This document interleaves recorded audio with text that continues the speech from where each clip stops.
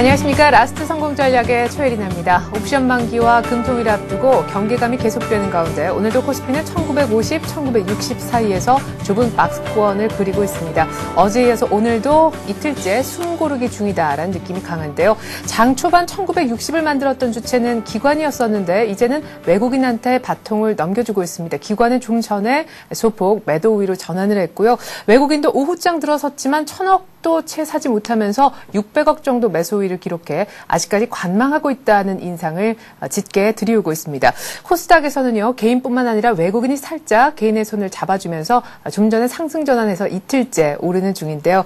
오늘도 역시 삼성전자가 장중에 92만 원을 돌파하면서 사상 최고가를 쓰는 등 IT의 강세가 지속되는 날입니다. 덧붙여서 오늘은 증권과 철강 금속 업종도 강세를 띠고 있는데요. 오늘 매매하시는 데 있어서 저희 스피드 종목 상담 코너 활용해 보시면 좋을 듯합니다. 013-3366-0110번인데요. 무료고요. 문자를 받고 있는 것입니다. 종목명, 비중, 매수가 자세히 적어서 보내주시면 빨리 오는 순서대로 또 상세한 순서대로 저희가 상담을 진행을 하겠습니다. 자, 이제는 장으로 한번 좀 돌아가서요. 자세한 장 얘기를 좀 해보죠. NH투자증권의 김영렬 연구원 만나보겠습니다. 안녕하세요, 연구원님. 네, 안녕하십니까. 네, 어제 말씀하셨던 종목별 차별화 오늘도 계속되고 있는 것이 아닌가 싶은데 특히 삼성전자가 이렇게 사상 최고가를 찍는 날 더 그런 기분이 드는 것 같아요. 네, 그렇습니다. 전체적인 어떤 시장의 모멘텀은 상당히 찾기 좀 어렵고 전체적인 어떤 소외주에 대한 쏠림 현상이 좀 더 짙어지는 모습입니다. 오전에는 한때 종합주가지수가 약 10포인트가량 후퇴하는 모습도 보여줬었는데요. 이는 중국의 금리 인상 가능성 등이 제기되면서 중국 증시의 영향이 국내 증시 센티먼트에 영향을 줬었던 것으로 보여집니다. 하지만 이런 부분이 아직까지 명확하게 드러난 부분이 없고 이미 지난달 중국의 지급준비율 인상 등으로 인해서 어느 정도는 노출되었었던 변수인 만큼 시장에 미치는 파급은 다소 좀 제한적이었던 모습인 것 같고요. 전반적으로 최근 시장에서 소외되었었던 그리고 상대적으로 시장 수익률과의 갭이 벌어졌었던 종목들로 저가 인식이 확산되면서 다소 좀 종목 장세의 성격은 조금 더 짙어진 모습이 오늘 장의 주요 특징으로 보여집니다. 네, 그러고 보니까 상해종합지수도 1% 이상 밀리다가 낙폭을 많이 지금 줄이고 있네요. 그나저나 오늘 삼성전자가 장중에 92만 원이나 돌파를 했습니다. 지금 뭐 조금 줄었다 그래도 91만 원도 넘기고 있는데 과연 삼성전자의 상승이 IT 전체적인 업황을 다 이끌어 갈 수 있는 것인지 어떤 신호탄이 될 수 있는 것인지 아니면 그동안 많이 못 가서 소외됐기 때문에 이제 막 반등이 본격적으로 나오는 정도인지 어떻게 보고 계신지요? 네, 우선 삼성전자의 상승에는 올 한 해 동안 분기별로 거두었었던 어떤 이익의 흐름만 놓고 본다라면 전혀 이상한 모습은 분명 아닙니다. 하지만 중형주 장세가 진행된 이후 삼성전자가 상대적으로 소외되었었기 때문에 기관 투자자들의 포트폴리오 과정에는 상당히 편입 비중이 낮았었는데 이에 대한 조정 과정이 삼성전자에 집중되면서 우선 주가에 대한 어떤 상대적 강세가 진행되고 있다고 볼 수가 있겠고요. 또 최근 사정단 인사와 관련된 이슈가 더해지면서 단기적으로 이런 3세 경영과 관련된 기대감 등이 우선 주가에 대한 어떤 저가 심리와 기대 심리로서 반영되는 것이 오늘 시장 삼성전자의 주요 특징으로 볼 수가 있습니다. 하지만 이런 강세와 관련된 부분이 최근의 어떤 IT 업황을 대변한다고 보기는 어려운 것 같은데요.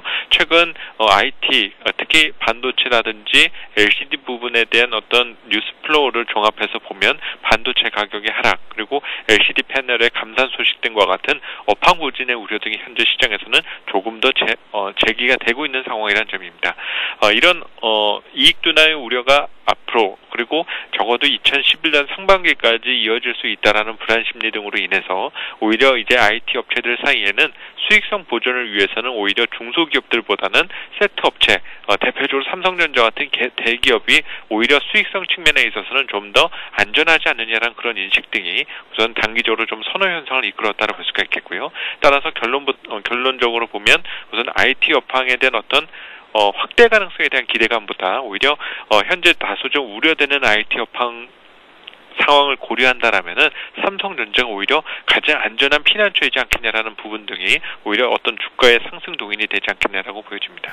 네, 그러면 다른 IT 전체적으로는 못 가더라도 삼성전자만큼은 가줄 것이다라는 말씀으로도 들리네요. 네, 그렇습니다. 예, 그래요. 오늘 하이닉스와 삼성전자의 좀 희비가 많이 엇갈리는 것도 결국 비슷한 얘기가 아니었나 이런 생각도 듭니다.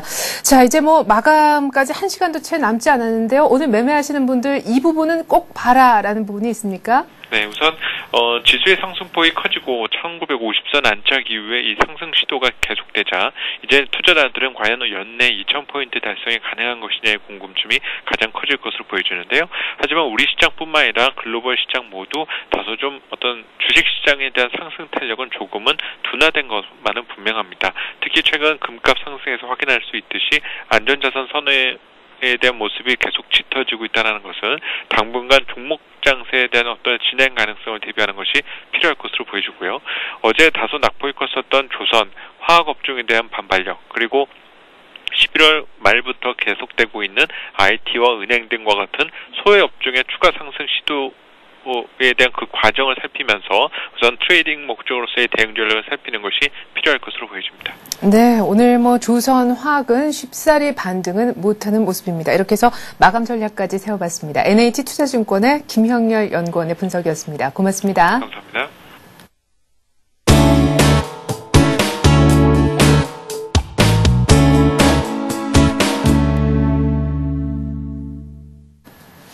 하이투자증권의 김영진 부장 화상 연결돼 있습니다. 부장님 안녕하세요. 네, 안녕하십니까. 네, 오늘 삼성전자 얘기를 좀 집중적으로 해봐야겠습니다. 사상 최고가를 오늘 연 3일 쓰고 있는데 거의 한 11월에 오르는 건 뭐 그렇다 손 치더라도 12월 들어서 급격하게 오르네요. 네, 점점 상승폭이 좀 강해지고 있다 이렇게 볼 수도 있겠는데요. 네. 어떻게 보면은 이제는 좀 시세 분출 국면 거의 비슷하게 진입하고 있는 것이 아닌가 이런 걱정도 약간 든다 이렇게 말씀을 드리겠고요. 글로벌 증시 전체적으로 조정세에 진입한 그런 모습 속에서 코스피 강세가 유지되고 있는 그 원동력이다 이렇게 봐야 될 것 같습니다. 실제로 삼성전자 오늘 저 상승폭을 좀 빼버리면 지수가 한 보합 정도나 뭐 마이너스 수준 이 정도로 생각을 할 수가 있겠는데요. 시가총액 12% 정도 차지하는 그런 기업이기 때문에 저 정도 종목이 지금 3% 가까이 상승을 하게 되면은 지수 기여도 따져보면 상당히 크다 이렇게 봐야 될 테고요.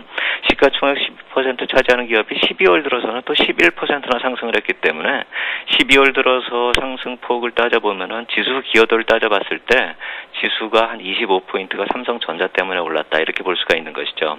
월간 상승률의 한 절반 정도는 삼성전자가 끌어올렸다 이렇게 봐야 되겠습니다. 특히 이제 오늘 같은 경우 오늘의 업종 상승률 상위 업종을 보면은요. 증권이나 철강이나 IT 업종이 많이 오르고 있는데요. 철강 업종의 포스코 같은 경우도 시가총액 2위죠. 역시 월간 상승폭 좀 큽니다. 5%에 달하고요. 증권 업종 같은 경우는 같이 움직이는 그런 업종이기 때문에 하나의 종목으로 볼 수도 있겠는데 이 증권 업종의 업종 상승률이 오늘까지 12월 들어서 한 4% 넘는다 이렇게 보면은요. 종합지수 상승률은 한 3%가 채 안 되기 때문에 시가총액 상위 이런 뭐 삼성전자나 포스코 뭐 증권업종 이렇게 빼버리면 실질적으로 시장에서는 다른 종목들은 거의 오르질 못하거나 내린다 이렇게 봐야 되겠죠. 결국 시가총액 상위 몇 종목에 의해서 지수 상승이 이루어지고 있는 모습이 지속되고 있다 이렇게 봐야 될 테고요. 나머지 종목들은 좀 순환매를 좀 기다려야 되는 그런 모습이 돼버린 그런 양상이다 이렇게 봐야 되겠습니다. 예. 자, 그나저나 삼성전자가 왜 이렇게 거의 시세 분출까지 하는 그런 모습을 보이고 있는가? 삼성전자가 왜 이렇게 갑자기 강해졌는가? 그 이유를 좀 살펴봐야 될 것 같습니다. 앞서서 김용렬 연구원님께서는 셋업체가 앞으로 좀 안전할 것이기 때문에 삼성전자를 조금 피신하는 분위기다 이런 얘기도 하셨는데요. 삼성전자 강세 요인 어디에 있다고 보시는지요? 예, 펀더멘털적 요인으로도 한번 생각해 볼 필요가 있어 보이는데요. 이 태블릿 PC에 대해서 한번 생각해 볼 필요가 있다 이렇게 생각이 됩니다. 이 태블릿 PC 수요가 결국 또 PC 수요 감소의 원인이 될 수도 있는데요. 그 이유는 태블릿 구매자의 한 30% 정도는 PC 수요자에서 옮겨온다 이렇게 추정을 하고 있기 때문인데요. 만약에 이 태블릿 쪽의 매출이 증가하는 그 요인을 본다면은 PC 매출 감소의 부작용은 없다 이렇게 봐야 되겠죠. 결국 태블릿 PC 쪽이 하나의 요인이 되고 있다 이렇게 볼 필요가 있어 보이고요. 반도체 부분 쪽으로 영향을 어떻게 미치는가 이렇게 살펴보면 약간은 더 긍정적이다 이렇게 분석이 나오고 있습니다. 왜냐하면 그 PC DRAM 감소보다도 태블릿 쪽에 들어가는 모바일 DRAM 수요 증가폭이 더 크다 이렇게 분석이 되고 있기 때문이죠. 결국에 태블릿 PC 고유의 그 매출 부문이나 또 그로 인한 여파 모두 다 좀 긍정적으로 작용이 되고 있다 이렇게 봐야 되겠고요. 결국 모바일 사업 부문, 삼성전자의 모바일 사업 부문의 실적이 강화된다 이렇게 이어지는 스토리가 되는데요. 내년 1분기 실적이 모바일 사업 부문이 한 1.5조 영업이익이 예상이 된다 이렇게 지금 추정이 되고 있는데요. 전분기 대비 따져보면 이제 영업이익이 한 20% 증가하게 되는 것이고요. 반도체 쪽으로의 긍정적인 영향은 좀 미미하지만 그거 역시 또 긍정적이라고 본다면은 전체적으로 이 삼성전자 4분기 영업이익 예상치가 3분기보다 좀 감소가 될 것이다 이렇게 예상이 되고는 있는데요. 이러한 영업이익 감소가 추세적으로 지속되는 것이 아니라 내년 1분기에는 반전될 것이다 이렇게 예상이 되는 것이죠. 결국 주가는 한 번 더 미리 움직인다 이렇게 봐야 될 테고요. 최근에 삼성전자 주가 상승의 요인 만약에 펀더멘털적 측면에서 이렇게 접근한다 이렇게 보면은요. 결국 반도체 실적은 1분기까지도 부진할 수 있겠지만 신규 사업 부문의 성장성이 부각되고 주가에 반영되고 있다. 이렇게 이해할 필요 있겠다. 이렇게 말씀을 드리겠습니다. 네. 그러니까 결국에 김영진 부장님께서도 계속해서 좀 중요하게 얘기를 해 주셨던 태블릿 PC 그리고 스마트폰 쪽이 좀 간과했었는데 강세를 띠는 것 때문에 삼성전자가 좀 펀더멘털적으로도 기대감을 안고 오르는 것 같다는 얘기셨습니다. 근데 아무리 기대감이 있어도요. 사주는 주체가 없으면 오르지 않겠죠. 지금 누가 강력히 사는 겁니까? 기관, 외국인 모두 다 강하게 사고 있는 중인가요? 네, 그렇죠. 기관, 외국인 다 같이 사는데 이제는 기관 쪽의 매수세가 더 가시화되고 있고 중요해 보인다 이렇게 봐야 될 것 같습니다. 오늘 상승 원인에 대해서 이제 시장에서 아까 말씀드린 그런 펀더멘털적 요인하고요. 이 수급 얘기가 계속 나오고 있는데요. 실적 개선의 기대감 역시 중요하겠지만요. 수급의 요인이 급하게 지금 상승시키는 주요 요인이다 이렇게 봐야 될 것입니다. 실적 개선 때문에 저렇게 급하게 상승한다 이렇게 보기는 약간 어렵다 이렇게 봐야 되겠죠. 특히나 최근에 갑자기 오르고 있기 때문에요. 오늘 시장에서 외국인 기관 IT 업종에 대한 매수세가 한 1,400억 정도로 잡히고 있는데요. 실질적으로 전체 시장의 매수세를 보면은 외국인 한 지금 660억 정도 사주고 기관이 40억 정도 사주고 있기 때문에 전체적으로 보면 한 700억 정도밖에 사지 않고 있죠. 그렇다면 결국 IT를 사고 나머지는 다 팔고 있는 그런 상황이다 이렇게 봐야 되겠고요. 11월 수급 상황 한번 봤었죠. 한번 12월이 며칠 안 되지만 이 12월 쪽에 잠시 며칠 동안 결국 4일이죠. 4일 동안의 상황을 놓고 본다면은요. IT 업종에 대한 매수세가 집중적으로 되고 있는 그런 양상이 지속되고 있다 이렇게 볼 수가 있겠습니다. 특히 말씀드린 대로 기관 쪽에서의 모습이 좀 두드러지고 있다 이렇게 봐야 될 텐데요. IT 업종을 한 2천억 정도 매수한 것으로 집계가 되고 있는데요. 전체적으로 이 시장에다가 매도한 금액은 4,200억입니다. 결국 IT 업종을 매수한 것이 이상할 정도로 산 것이다 이렇게 볼 수가 있는 거죠. 전체적으로 4,200억을 팔고 있는 와중에 IT 업종만 산 것이기 때문에요. 결국 이제 환매가 들어오기 때문에 환매에 따른 부담으로 전반적으로 매도하는 양상 속에서 IT 업종을 매수하기 위해서 타 업종을 더 매도하는 양상이 11월보다 더 심화되고 있다 이렇게 봐야 되는 것이죠. 정확히 표현하면은요, 이 IT 업종보다는 삼성전자 한 종목을 사고 있다 이렇게 봐야 되는데요. 12월에 기관 매수세가 삼성전자 쪽으로 한 28만 주 들어왔습니다. 지금 뭐 주가가 91만 원이긴 하지만 한 85만 원 정도로 계산을 해도 이쪽이 2,400억 매수가 들어왔기 때문에 결국 IT 업종 2천억 정도 매수를 했다라고 치지만 결국 이것도 삼성전자를 산 걸 제외한다면은 다른 IT는 또 팔고 있다 이렇게 봐야 되는 것이죠. 펀드 비중을 맞추기 위해서 움직임이 시작되고 있다 이런 얘기 또 나오고 있는데요. 전에도 말씀드렸지만 올해 초에 조선업종 상승 때 나타난 모습이 그대로 재현되고 있다. 이 말씀 다시 드려야 될 것 같다. 이 상황이 또 이어지고 있다 이렇게 봐야 될 것 같습니다. 네.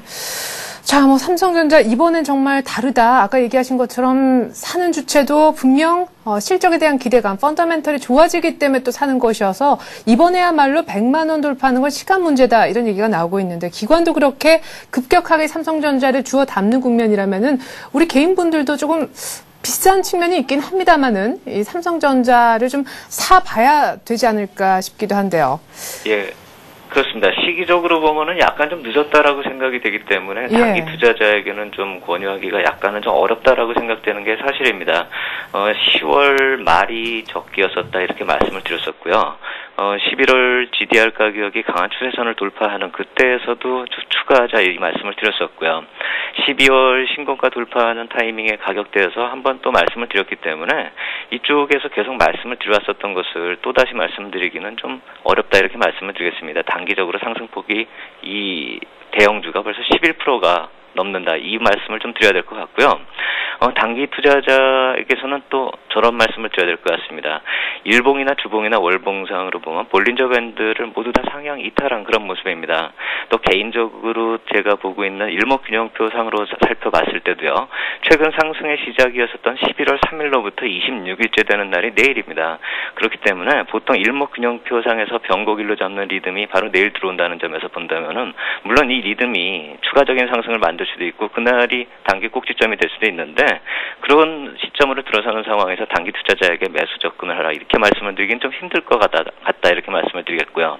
오늘 같은 경우는 부품 공급 업체들 이쪽으로 모두 다 급등하는 그런 양상까지 이어지고 있기 때문에 차선책까지도 지금 생각하기 어려운 시점이겠다 이렇게 말씀을 드리겠습니다. 그렇기 때문에 내일 이후에 조정 시에 접근을 좀 얘기하고 싶다 이렇게 말씀을 드리겠고요.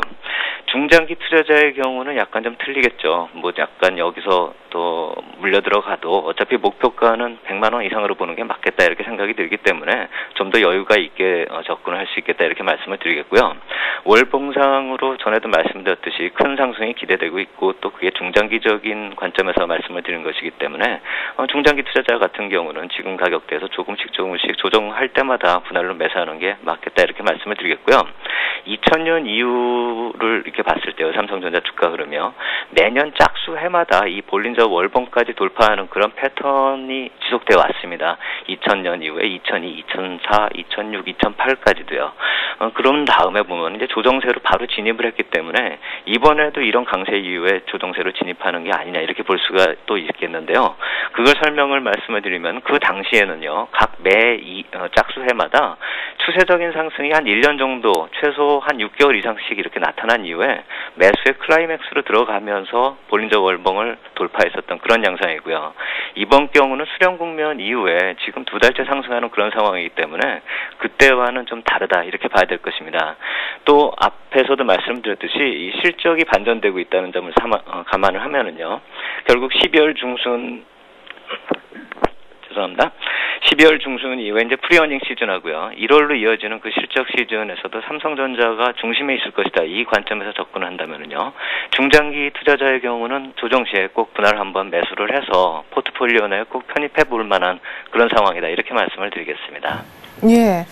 자, 그러면은 앞서서 기관이 지금 허겁지겁 삼성전자를 중심으로 IT 담기 위한 여념이 없다는 얘기를 하셨었는데 그러면 기관에 의해서 버려지는 기존 주도주 섹터는 좀 가기가 어렵다는 얘기로도 들립니다. 그쪽 종목을 보유하고 계신 분들은 어떻게 하면 좋을까요? 지수상으로 지금 2000포인트 거의 이제 다가오는 그런 상황에서 설사 2000포인트를 가거나 2000포인트를 넘어서도 전 종목이 가는 그런 상황은 오지 않을 것이다. 몇 번을 말씀을 드렸고요. 포트폴리오 조정은 꼭 필요하다 이렇게 말씀을 드립니다. 좀 꺾인 종목이 있거나 상승이 어느 정도 됐는데 여기서 먼저 조정을 받고 하는 그런 좀 상대적으로 약한 종목들이 있다라고 한다면 그 종목들은 좀 매도를 해서 IT 업종 특히 삼성전자 같은 경우는 조금씩이라도 좀 편입해 볼 만한 시점이다. 이렇게 말씀을 드리겠습니다. 예. 이럴 땐 정말 삼성전자가 90만 원대가 아니라 9만 원대면 당장 좀 팔아가지고 사겠는데 좀 비싸다는 흠이 있지만 중장기적으로 한번 담아볼 만하다는 얘기셨습니다. 하이투자증권 김영진 부장과 더불어 오늘 삼성전자 이슈 한번 다뤄봤습니다. 고맙습니다. 감사합니다.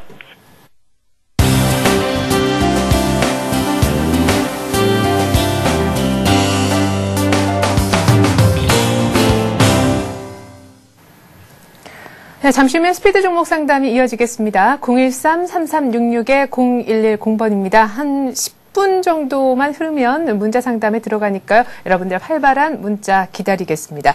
자, 이제부터는 수급을 좀 더 자세히 알아볼 텐데요. 오늘 수급 분석은 동양종금증권의 최일종 팀장과 함께하겠습니다. 팀장님 안녕하세요. 예, 안녕하십니까? 네, 어제는 외국인 기관 동반 매도 속에 지수가 좀 조용하더니 오늘은 같이 사도 규모가 좀 미미한 가운데 역시 지수는 재미가 없군요.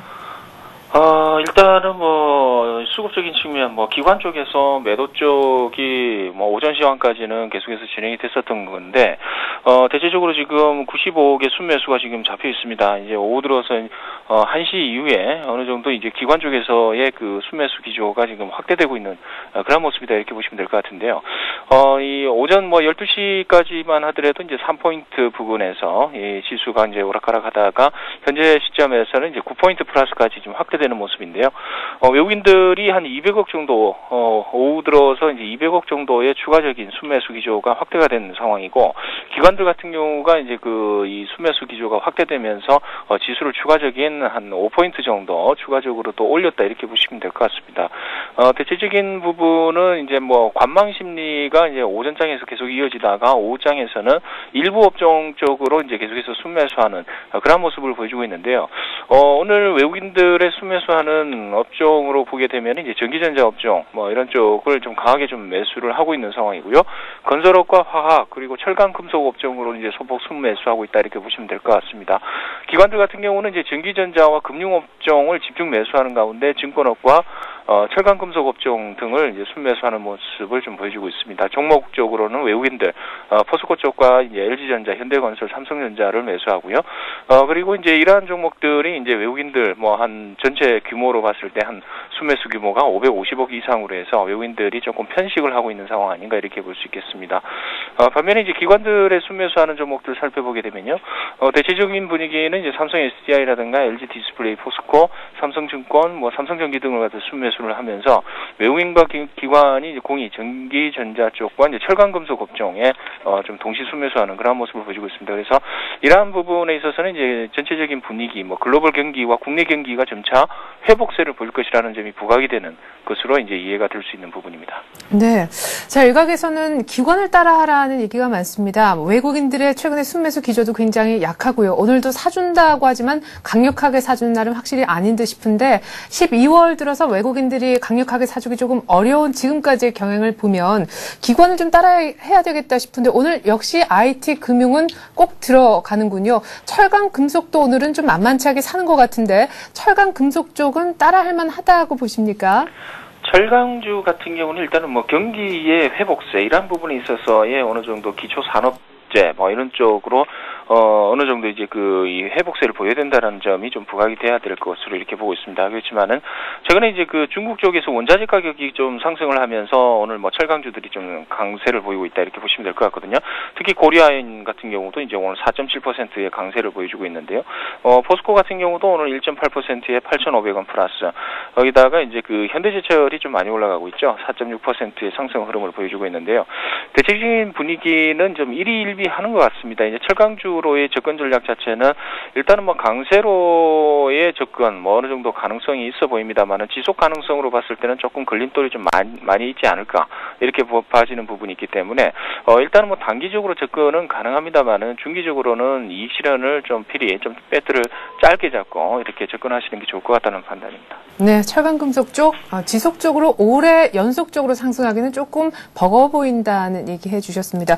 최일정 팀장님께서 앞서서 오후 들어서 종목별 차별화, 업종별 차별화가 심화되고 있다고 얘기하셨는데요. 때문에 우리 투자하시는 분들은 더 어려울 것 같습니다. 마감 전략 좀 상세히 세워주시죠. 네, 그렇습니다. 마감 전략은 일단은 외국인 기관들이 좀 편식하는 지금 상황이죠. 전기전자 쪽 하루 이렇게 순환매 돌면서 금융업종을 샀다가 화학업종을 샀다가 전기전자 운송 쪽으로까지 이렇게 발빠르게 순환매하는 그런 모습을 보여주고 있는데요.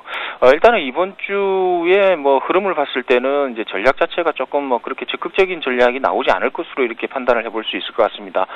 이러한 부분에 있어서는 이제 이번 주와 이제 다음 주에 걸쳐서 이제 국내외 정책 변수들이 대거 이제 나올 것으로 이렇게 보이는데요. 일단은 국내의 이 변수를 살펴보게 되면은 이제 내일 모레로 다가온 금통위의 금리 결정 그리고 쿼드러플 위칭데이에 대한 부담감이 지금 있는 상황이고요. 일단은 금통위 금리 결정은 어느 정도 이 동결 수준으로 지금 갈 가능성이 좀 있겠고요. 쿼드러플 위칭데이 같은 경우도 지금 미결제 약정 선물 쪽에서의 미결제 약정이 지금 줄어들면서 어느 정도 부담감이 좀 없지 않느냐. 그리고 이제 11월 달에 옵션 만기에 대한 어느 정도 이제 당한 게 있기 때문에 학습 효과로 인한 기관들의 어느 정도의 이제 대처 방안 이러한 부분이 좀 강구가 돼 있지 않을까라는 판단을 좀 해볼 수 있을 것 같습니다. 그래서 이 갑작스럽게 이렇게 변화가 되는 뭐 그런 흐름은 나오지 않을 것으로 이렇게 판단이 되는 부분이고요. 그리고 이제 중국 쪽에 이제 변수가 좀 나오는데요. 이제 10일 정도에는 이제 그 중국의 경제 공작 회의라는 것이 이제 개최가 될 예정인데요. 이 회의를 통해서 중국의 인플레이션과 신규 대출 목표치 등이 이제 논의될 것으로 이렇게 판단을 하고 있습니다. 그래서 국내 증시에 영향력을 좀 어느 정도 미칠 것으로 이렇게 판단을 해볼 수 있을 것 같고요. 또한 이제 중국 쪽에 11월 이제 중국 부동산 가격 상승률 이거 상당히 좀 중요한 부분인데 10일에서 12일 정도에 이제 발표할 예정이 있습니다. 이러한 부분에 있어서의 부동산 가격이 상승률이 크다 이러면 금리 인상 쪽으로 또 영향력을 좀 미칠 수 있는 부분이 있기 때문에요. 자산 버블이라든가 이런 부분을 커버하기 위해서 어느 정도 적극적인 정책적인 긴축 효과, 긴축 정책을 좀 펼칠 수 있다는 부분에 있어서 10일에서 12일 정도까지에 발표될 이 지표가 상당히 좀 중요할 것 같다는 판단입니다. 그리고 13일 정도에는 중국의 소비자 물가 상승률이 좀 발표될 예정으로 있기 때문에 이러한 부분을 살펴봤을 때 다음 주까지는 어느 정도 중국의 긴축 가능성 이러한 부분과 이제 그 금리 인상 가능성의 그 루머 이러한 부분 때문에 조금 이제 더딘 행보가 이제 우리 증시에 나타나지 않을까 이렇게 판단을 해볼 수 있을 것 같습니다. 따라서 현 시점에서는 이제 이 종목의 확산 개념에서의 매수, 뭐 적극적인 매수 전략보다는 외국인들과 이 기관들이 이제 어느 정도 업종의 편식이 지금 나타나고 있는 상황이기 때문에 선택과 집중 개념에서 이제 경기 민감주들 쪽하고 경기 소비주 뭐 이런 쪽에 좀 어느 정도 외국인들과 기관, 업종 따라잡기를 통해서 일부 종목에 대한 분할 매수 전략이 일단은 유효한 상황이다 이렇게 보시면 될 것 같습니다. 네, 일부 종목만 오르는 사실은 투자하기 조금 힘든 장이다라는 얘기로 저는 받아들였는데요. 때문에 우리 최일종 팀장님이 갖고 계신 포트폴리오 먼저 점검부터 받아봤으면 좋겠습니다. 신규로 뭔가 사는 것 얘기를 들어보기 이전에요. 한국타이어가 오늘 한 3% 정도 내리고 있는데 처음에 말씀하셨던 거의 매수가 정도에 왔거든요. 오늘 추가 매수해도 된다고 얘기를 하고 계시네요. 한국타이어부터 좀 점검 부탁드리겠습니다. 네, 그렇습니다. 일단 한국타이어 같은 경우는 이제 41,800원 정도의 제가 매수가를 갖다 말씀을 드렸는데요. 한국타이어의 이제 차트 흐름을 보시면 알겠습니다만 일단 5일선이 단기 이평선이 깨졌죠. 이러한 부분에 있어서는 이제 음봉 발생 이후에 나타나는 하나의 그 밑꼬리 발생 그리고 지지력 테스트 이러한 부분을 봤을 때는 내일 정도에 뭐 양봉 나올 가능성이 있을 걸로 이렇게 보고 있습니다. 그래서 내일 정도까지 매수를 좀 대기하셨다가요. 일단은 매수 가격 뭐 31,800원 부근까지 오게 되면은 어느 정도 매수를 하는 쪽으로 말씀을 드려보도록 하겠습니다. 네. 자, 이렇게 해서 오늘 또 누적 수익률 보면서 한국타이어에 대한 AS를 한번 해봤고요. 오늘 혹시 관심 종목이 있으신지요? 네, 그렇습니다. 오늘 이제 말씀을 드리는 종목은 이제 뭐 강원랜드 쪽을 한번 말씀을 드려보겠는데요. 네. 일단은 뭐 강원랜드가 지금 정고점을 거의 뭐 이 150원 정도 지금 남겨놓고 있습니다. 오늘 장중 고가도 28,300원으로 상당히 좀 5일선을 추종하는 뭐 그런 모습을 보여주고 있는데 일단은 수급적인 부분을 봤을 때 외국인들 8일 연속 순매수에 우리가 주목을 해야겠다는 부분이고 외국인들이 왜 이걸 갖다 8일 연속 순매수를 하는지를 살펴보게 된다면요. 일단은 이제 정부 정책에 대한 규제 정책에 대한 완화 그리고 내수 소비 경기가 이제 우호적인 가운데서 계절적인 연계 영업이 이제 증대될 수 있는 스키장과 콘도 이용객 이 증가가 되고 있습니다. 그래서 이러한 부분이 향후 실적의 증가로 이제 이어질 것이다. 이렇게 이제 판단을 할 수 있는 부분이겠죠. 먼저 이제 국내 카지노 같은 경우는 이제 사감위에서 이제 매출 총량제하고 전자카드 도입에 이제 규제 발표를 했습니다. 그때 이후로 해서 주가는 상당히 좀 급락을 했습니다만은 실질적으로 그 효과가 어느 정도 그 실적에 영향을 미쳤는가라고 봤을 때 전자카드 도입 방안 같은 경우도 상당히 좀 미미한 그 효과밖에 없었다. 이렇게 보시면 될 것 같습니다. 그래서 이러한 부분 이 규제 정책 자체가 실질적으로 한번 해보니까 뭐 실질적으로 이제 영향이 없더라. 이러한 부분이 어느 정도 완화 규제로 이제 바뀌는 호재로서 이제 탈바꿈 하는 그러한 흐름에 있다. 이렇게 보시면 될 것 같습니다. 또한 실적에 대한 이제 성장성이 지금 계속해서 나타나고 있는데요. 일단 뭐 착공 들어간 이제 영업장 이제 확장건이 이제 계속해서 이제 그 주목의 대상이 될 것 같고요. 그리고 3분기 그 기준으로 해서 입장 계획 수가 이제 전년 동기 대비로 해서 3.27% 소폭 증가를 했습니다만은 수익성 같은 경우는 상당히 눈에 띄게 증가하고 있다라는 부분이죠. 이러한 부분이 좀 의미 있겠다라는 부분인데, 이러한 부분이 이제 슬롯머신 매출액이 상당히 증가를 했기 때문이다, 이렇게 이제 보고 있습니다. 그래서 그러한 부분을 살펴본다 이러면은 아직까지 전고점을 향해서 계속해서 이 상승 추세가 유지가 될 가능성이 있겠다라는 판단을 해볼 수 있을 것 같습니다.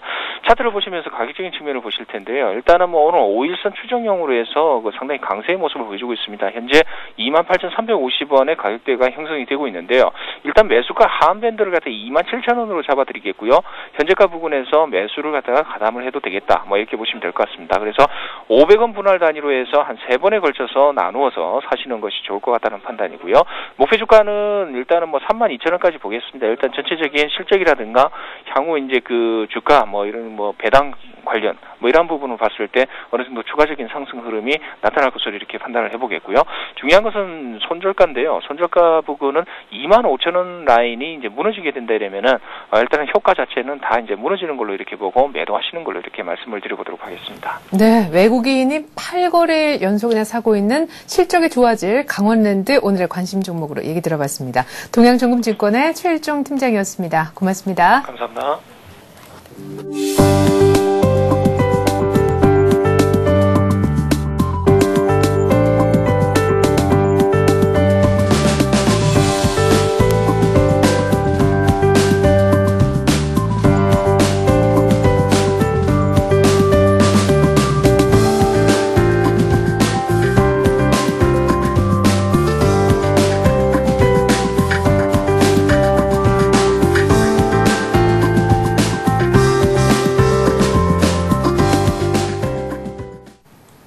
네, 지금부터 스피드 종목 상담에 들어가도록 하겠습니다. 013-3366-0110번입니다. 무료 문자니까요. 여러분들 많이 이 창구를 활용해 주십시오. 지금도 많은 분들이 문자 보내주고 계시는데, 어떤 분은 이 종목 사도 됩니까? 이렇게도 보내주셨는데요. 이렇게 매수 가능할 만한 종목에 대한 문의도 받고 있습니다.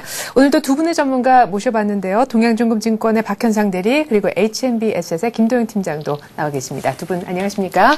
안녕하십니까? 네.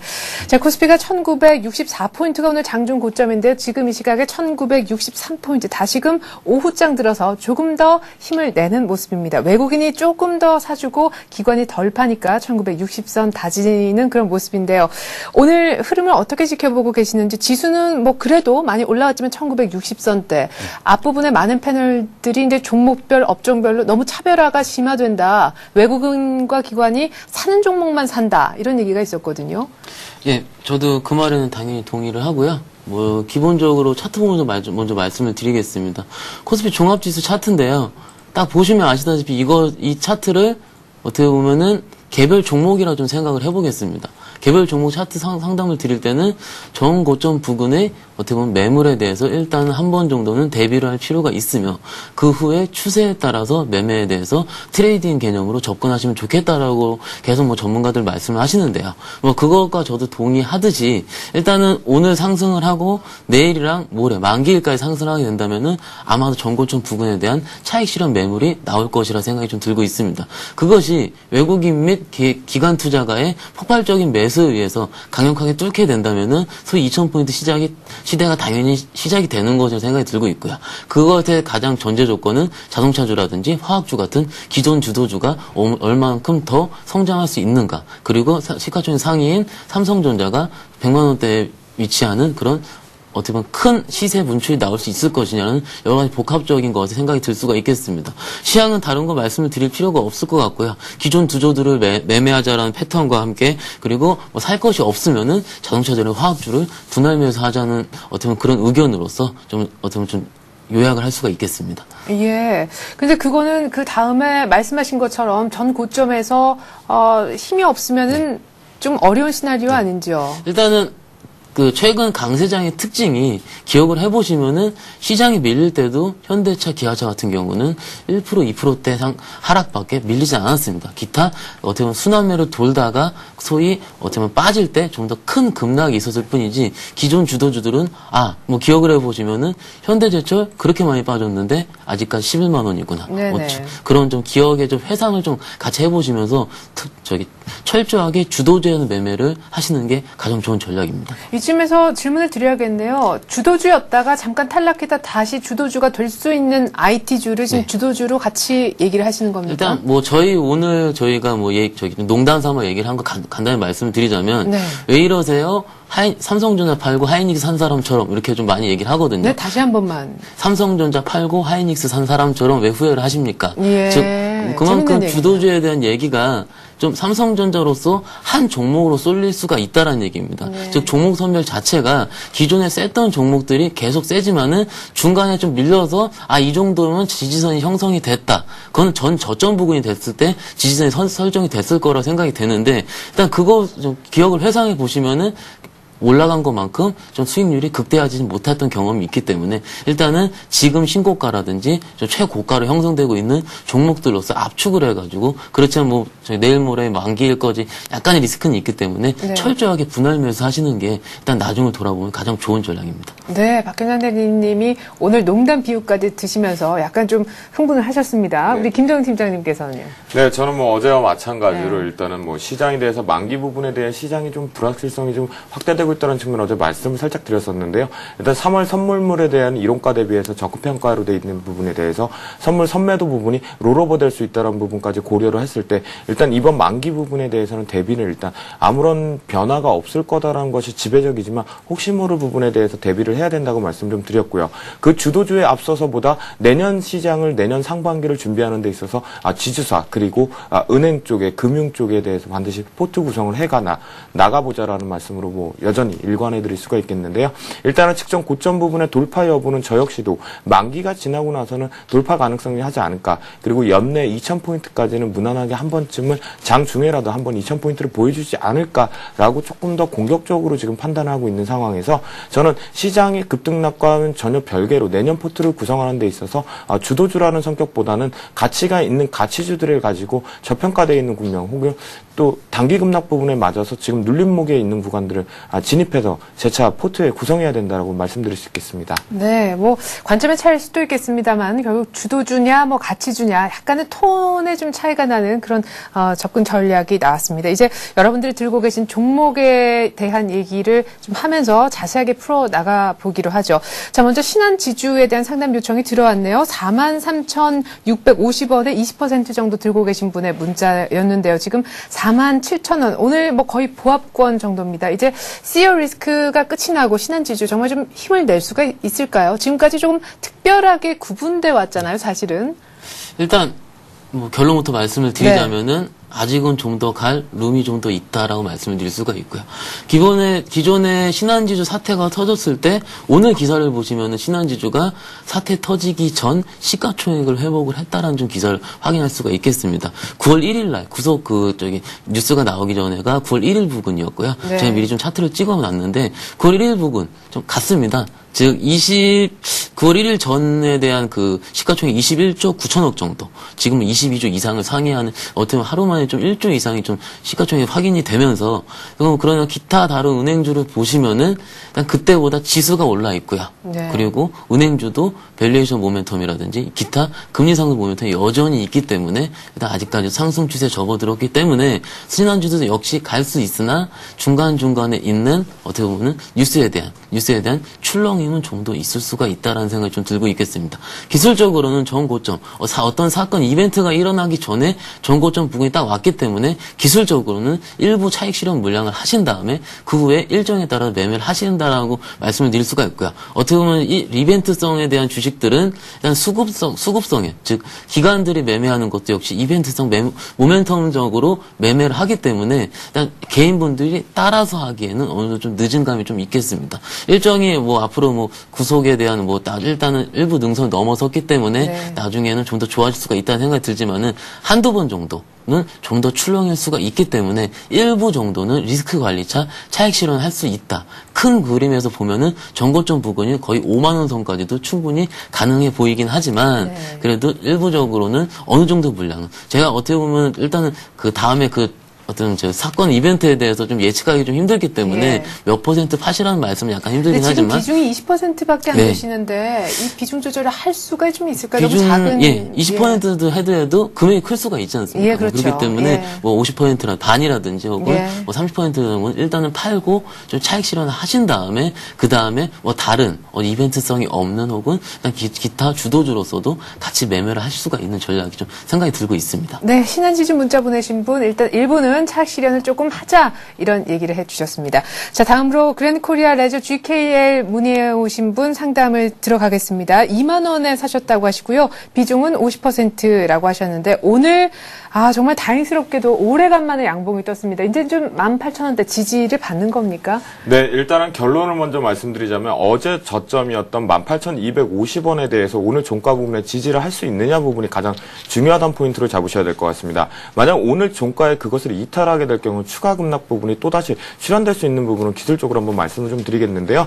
비중을 50%나 증가를 해서 포트폴리오 구성을 하셨다면 분명히 이 회사에 대해서 업황 부분까지 잘 알고 계시리라 알겠습니다. 하지만 최근에 가장 이슈가 됐던 부분이 있죠. 한국관광공사가 가지고 있는 지분 블록들 19%에 대해서 블록들이 무산되는 부분에 대해서 조금 실망 매물이 발생을 했었고요. 그 측면에 대해서 선도주체였던 기관과 외국인의 수급 자체가 꼬여버리는 상태에서 최근 들어서 급락 부분에 조금 더 강하게 이탈하게 됐던 부분은 바로 외국인들의 매도세가 일괄되기로 나왔다는 측면입니다. 하지만 오늘 같은 경우에 반발 매수에서 들어올 수 있던 측면이 그래도 그나마 다행인 것은요. 선도주체 자체가 바로 외국인이 지금 현재 6만 주가량 더 순매수 기조로 지금 들어오고 있다는 측면에서 지지 바닥 다지기지 않을까라는 걸 조심스럽게 말씀드리는데요. 그렇기 때문에 오늘 어제 바닥이었던 18,250원 부분의 지지 여부를 반드시 확인하셔야 된다고 말씀 좀 드리도록 하겠습니다. 기술적으로 보시면서 한번 차트를 보시면서 말씀드리도록 하겠습니다. 사실은 엄연히 따랐을 때 첫 번째 자리 부분에서 이 자리 부분에서 지지를 한번 했었어야 됐습니다. 이 부분에서 아마 공격적으로 매수를 좀 들어가셨던 측면인 것 같은데요. 예. 이때 한번 정확하게 확인을 하고 다음날 좀 확인하고 들어갔으면 괜찮았을 방법인데 조금 공격적으로 들어가지 않으셨나라는 측면을 좀 볼 수 있고요. 주봉상에서도 지금 현재 20주선에 대해서 이탈하고 있는 부분이 발생을 했었지만 이격들이 지금 현재 벌어지고 있다는 측면으로 살펴보셨을 때 조금 위험성이 있다라고 말씀드릴 수 있겠습니다. 오늘 다행히 반발적으로 매수가 들어오고 있는 기준 부분에서는 외국인이 선도주체로 들어오고 있다는 측면에서 지금 당장 손절하기보다는 이것이 과연 눈속임 양봉일지 아니면 또 재차 밀기 위한 장면일지 살펴보셔야겠는데요. 일단 거래량 수반되는 측면으로 살펴봤을 때는 지금 현재 이 부분이 바닥 따지기 확률이 조금 더 높다라고 말씀드릴 수 있기 때문에 손절하지 마시고 조금 지켜보시는 게 더 나을 것 같습니다. 왜냐하면요. 파라다이스를 비롯해서 GKL까지 모두가 다 고배당 상품이다 보니까 고배당 종목 부분에 대해서 배당을 노리고 재차 들어오시는 부분이 있다라는 측면 예. 그리고 오늘 외국인의 수급뿐만이 아니라 재차 내일부터라도 또다시 들어올 수 있다는 측면을 살펴봤을 때 직전 저점이었던 18,250원 반드시 손절가로 한번 보시고요. 그러시고 나서 대응하시면 좋을 것 같습니다. 네, 그럼 오늘 지켜지면 내일 정도는 사도 되는 겁니까? 매수 진입 부분에서는 내일 만약에 오늘 종가보다 조금 높게 시초가 형성되고 나서 그것을 강하게 올라타는 거나 혹시 눌리더라도 그 지지부지만 된다라면 그 부분에서는 신규 매수도 가능하다고 말씀드릴 수 있겠습니다. 네, 이렇게 해서 GKL 상담을 저희가 해드렸고요. 다음으로는 끝번호 5719 쓰시는 분이요. 대우증권 오늘 매수해도 좋을까요? 이렇게 보내오셨는데 5% 상승했지만 오늘 사도 되나요? 하필 오늘 같은 날 물어보셨어요. 사실은 증권주에 대해서 개인분들이 많이 좀 궁금해하실 것 같아요. 증권주 제가 방송하고 시작해서 증권주 매매하실 때는 이렇게 해도 됩니다라고 기억을 한 3-4번 말씀을 드린 것 같고요. 네네. 다시 한 번만 말씀을 드리겠습니다. 증권주는요. 예전에 1900 가기 전에 즉 1700에서 1800 사이 혹은 1800, 1900 사이에 그 일종의 그 100포인트 사이에 새로운 일부 능선을 넘어설 때 같은 그런 능선상에서 한 번쯤 1900이 찍었다 해서 확인했을 때는 증권주가 오르고 있는 걸 확인할 수가 있고요. 네. 즉 지금 같은 경우는 종합지수가 1970포인트 전고점에 있을 때 혹은 지금 같은 5%의 상승은 전고점을 향해 이번 만기일 때도 크게 실망 매물은 없을 것이다라는 혹은 시장의 판단이 지배한 것으로 생각이 들고 있겠습니다. 뭐 대우증권뿐만이 아니고 동양증권 뭐 다른 기타 여러 증권사 주식들이 어떤 5% 이상의 상승세를 오늘 좀 네. 누리고 있는 걸 기억을 하고 있고요. 그렇기 때문에 일단은 만약에 생각을 하시기에 내일 당장 지수가 지금보다 넘어선 전 고점 1970포인트 이상을 찍는다면은 증권주는 5% 상승뿐만 아니라 더 갑니다. 네. 더 가긴 하지만은 그렇지만 내일 살짝이라도 지수가 밀린다면은 오늘 종가 수준 부분까지도 충분히 밀릴 수도 있다는 생각이 좀 들고 있습니다. 네. 즉 모멘텀 플레이를 하시려고 즉 장이 좀 더 갈 수 있기 때문에 증권주를 매수하기 위해서는 일종의 좀 확인이 필요하신데 일단은 오늘 5% 뜨는 여기에서는 확인이 조금 늦은 거 아닌가라는 좀 생각이 들고 있고요. 만약에 내일도 재차 밀리게 돼서 지수가 다시 전고점을 향해서 달려간다면은 그때 매수하셔도 충분히 오늘 못 산 거에 대한 아쉬움은 충분히 메꿀 수 있을 거라는 생각이 들고 있겠습니다. 그렇기 때문에 일단은 아직은 지금 종가가 확인이 되지 않았고 내일 시가도 역시 확인을 하셔야 되기 때문에 아직까지는 사시면 안 된다라고 단호하게 말씀드릴 수가 있고요. 네. 충분히 충분히 밀리셔도 2000포인트 가더라도 그때도 충분히 살 수가 있습니다. 하지만 뭐 주식이 5% 이상 뜨는데 대형적으로 추가 매수하는 거는 특히 보수적인 입장에서는 좀 아니라는 생각. 특히 단기적인 매매하시는 분들은 사셔가지고 뭐 단기적으로 1% 2% 차익 실현은 내일 아침에 충분히 가능하시긴 하지만은 모멘텀적인 플레이 예상에서 지수가 더 가기 때문에 좀 더 살 수가 있다라는 거는 아직은 확인이 덜 되지 않았을까라는 생각이 들고 있기 때문에 단기적인 매매 차원에서 매수, 그렇지만 중장기적인 플레이에서는 확인 후 매수라고 결론을 드릴 수가 있겠습니다. 네, 자 대우증권 오늘 매수해도 될까요에 대한 답은 NO였습니다. 일단 전 고점 돌파하고 난 다음에 사도 늦지 않다. 심지어 2000포인트 넘고 난 다음에도 증권주는 매수할 타이밍이 분명 주어진다고 얘기하셨습니다. 조금만 참아보셨으면 좋겠네요. 자, 다음으로는 끝번호 6348님의 문자가 되겠는데요. 유비쿼스 좀 봐주세요 하셨습니다. 울산에서 꼭 진단 부탁한다고 8,500원에 사셨고 10% 정도 갖고 있는데 지금 8,500원에 사셨는데 7,000원 정도거든요. 회사에 무슨 문제가 있습니까? 라고 해오셨어요. 네, 일단은 회사에는 전혀 문제가 없는 것으로 파악이 되었으면 모르죠. 일단 숨겨져 있는 것이 무언가 있을지 모르겠지만요. 네. 일단 단기 급락 부분이 커지고 있던 부분은 상승 부분에 대했던 선도 주체들, 즉 기관과 외국인의 쌍끌이 순매수에 들어오고 업황 호조 부분이 발생했던 측면이 그것이 오히려 독이 돼서 지금 선도 주체 부실이 되면서부터 거래량이 수반되지 못하고 연일해서 계속 매도하는 실망 매물만이 나오고 있다는 측면을 살펴보셔야 될 것 같습니다. 동사 같은 경우는요, 유선 망업체 부분에서 네트워크 장비 업체인데요. 이것은 바로 내년 상반기 실적 업황 부분과 여태까지 장비 부분에 대해서 투자했던 시너지가 바로 실적 모멘텀으로 가시화되는 부분이 내년 분기라는 레포트들이 지금 현재 나오고 있는 측면이지만 거래량이 수반되지 못하고 있는 상태에서 선도 주체가 부실됐던 측면이었는데요. 어제 살짝 외국인들이 순매수 기조로 들어오는 측면이었지만 오늘 또다시 재차 들어오지 않는 측면이라면 눈속임 부분에 대한 순매수 기구들 이거나 아니면 좀 중장기 투자 부분의 관점으로 들어올 수 있는 매수량이라고 보셔야 될 것 같은데요. 일단 차트를 보시면서 먼저 말씀을 드리도록 하겠습니다. 실제로 진짜 지난번에 저점 부분에서 돌파했던 부분은 바로 이 부분이었었는데요. 이 부분에 재차 돌파했을 때 이만큼의 거래량이 지금 현재도 실려야 되는 측면이었는데 실리지 못하고 있다는 측면에서 지금 현재 주가가 계속해서 하락 부분의 국면을 취하고 있는 상태였고요. 네. 그 부분에 대했기 때문에 지금 현재 봤을 때는 10% 비중이긴 하지만 손절 부분이 많이 발생했다는 측면이기 때문에 만약 7,000원을 바닥 따지기만 할 수 있다라면 괜찮겠지만 현재 수급 부분에서나 주봉상에서도 이미 60주선에 대해서 이탈을 하고 있다는 측면이고요. 올라간다 하더라도 60주선이나 20주선에 대해서 저항 국면을 받고 있다는 측면을 살펴봤을 때는 7,400원 돌파 여부가 조금 쉽지 않는 측면으로 발생되기 때문에 지금 유비쿼스 같은 경우는 조금 어려우시겠지만 기다려 보시는데요. 거래량이 수반되는 측면까지 살펴보시고 나서 보신다라면 조금 그래도 업황 부분에 내년 업황 부분에서 망 쪽에서의 네트워크 장비 업체들이 또다시 한번 반발로 튀지 않을까 말씀드릴 수 있겠습니다. 그럼 매수가까지는 시간이 꽤 걸리겠군요. 네, 지금 현재 매수가 대비까지 올라가는 데는 최소한 한 세 군데의 매물대를 소화를 좀 해야 되는 측면이 좀 발생하는데요. 네. 첫 번째 7,400원 구간이고요. 그 다음에 7,800원 구간을 돌파를 했을 때 강하게 돌파했을 때 매수가 부분에 근접할 수 있다고 말씀드리도록 하겠습니다. 네.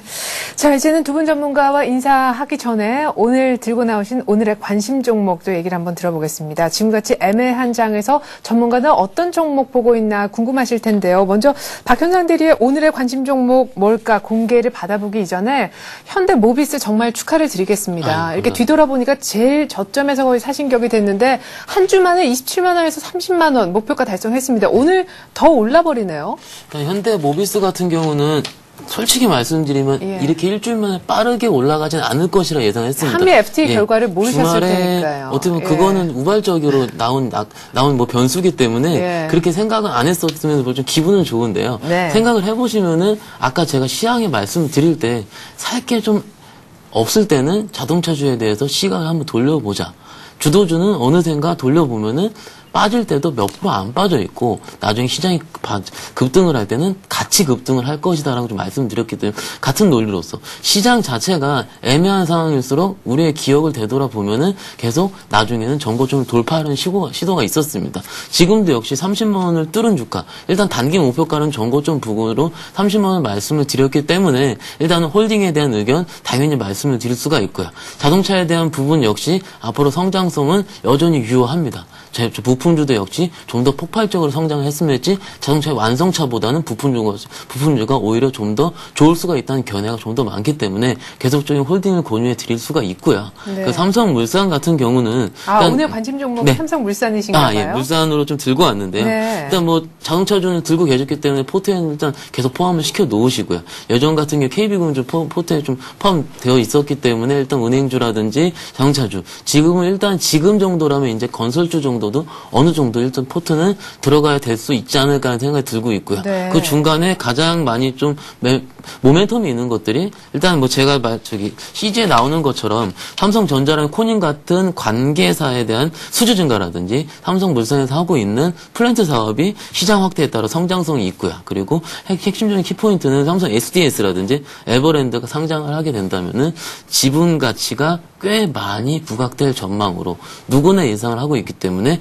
최근에 급등세가 이뤘던 것이고요. 네. 일단 이러한 어떻게 보면 삼성그룹, 어떻게 보면 우리나라를 지배하고 있는 그룹의 지분 가치에 대해서는 아마 삼성물산에 대해서 가장 큰 수혜가 있을 예정입니다. 그렇기 때문에 최근에 급등한 경향이 있기 때문에 매수가로는 5일선에 다 맞닿는 부분이 8만 원으로 말씀을 드릴 수가 있고요. 일단은 손절가 같은 경우는 7만 4천 원으로 잡겠습니다.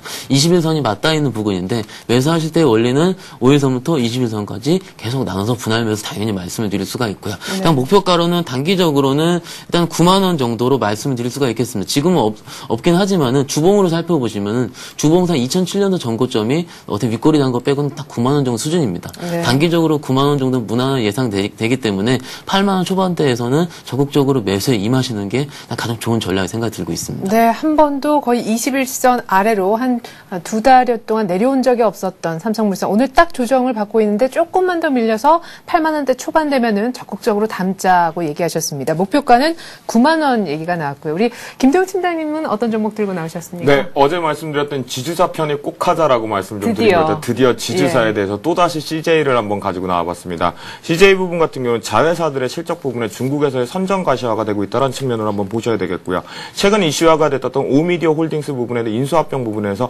이제 인수합병이 마무리가 되는 국면에서 내년부터는 본격적으로 시너지 그리고 컨텐츠 부분에서 확보될 수 있다는 측면으로 원가 절감 부분까지 한번 고려해 보시면 될 것 같습니다. 일단 시간이 없는 관계로 일단 그 부분은 짧게 말씀을 좀 드리고요. 기술적으로 한번 보시면서 바로 왜 진입을 해야 되는지 말씀을 좀 드리도록 하겠습니다.